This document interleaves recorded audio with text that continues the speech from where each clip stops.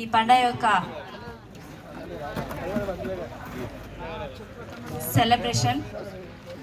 అయితే ఈరోజు మన ప్రభు యేసుక్రీస్తు పుట్టినరోజు, దానే క్రిస్మస్ అని అంటారు.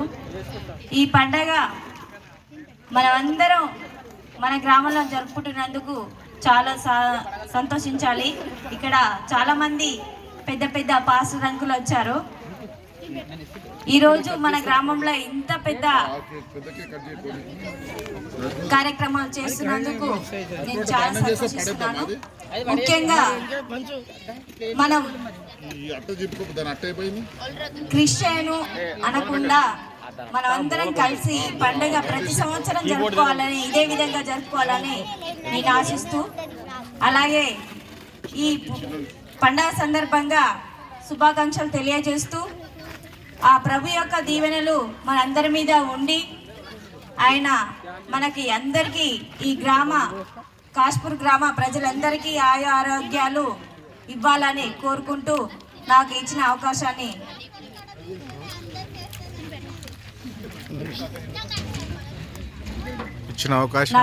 ఈ అవకాశాన్ని ధన్యవాదాలు. అందరికీ నా యొక్క ధన్యవాదాలు.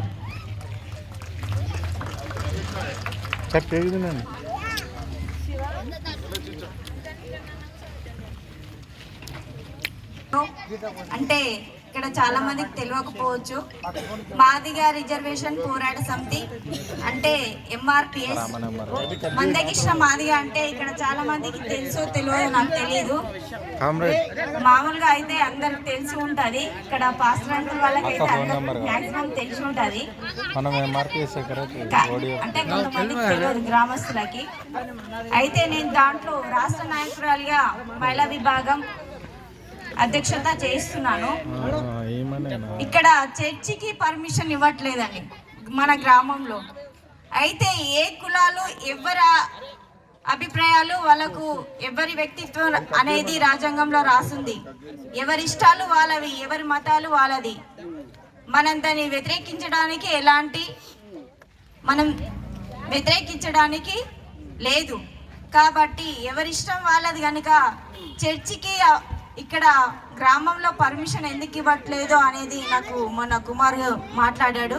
ఆ సమస్య నాకు మొన్న నా దృష్టికి వచ్చింది. కాబట్టి నేను ఎంతవరకైనా వెళ్ళి చర్చికి, అక్కడ కాకుండా ఇంకెక్కడైనా సరే చర్చికి నేను పర్మిషన్ తీసుకొచ్చి చర్చి కట్టించే బాధ్యత నేను తీసుకుంటానని ఈ గ్రామస్తులకు అందరికీ నేను మాటిస్తున్నాను. నా వెనకాల మీరందరూ నాకు సపోర్ట్ ఉంటే సరిపోతుంది. మీరందరూ సపోర్ట్ తీసుకొని నేను ముందుకు అడిగేసి మనం చర్చి మళ్ళా సంవత్సరం కల్లా కొత్త చర్చిలో ఇలాంటి ప్రోగ్రాం జరుపుకోవాలని నేను ఆశిస్తున్నాను. హల్లెలూయా, హల్లెలూయా.